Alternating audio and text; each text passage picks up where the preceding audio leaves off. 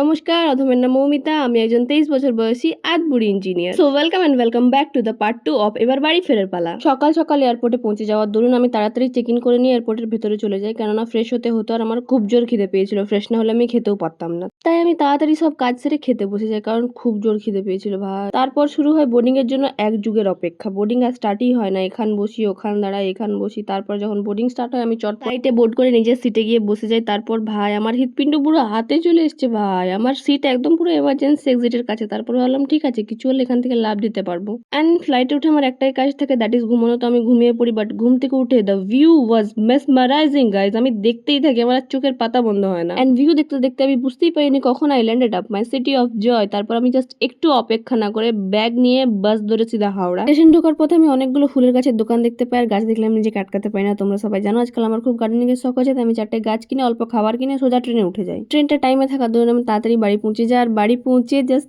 এইরকম একটা ব্যাপার হয়, যেটার জন্যই আমি পুরোটা দিন অপেক্ষা করেছিলাম।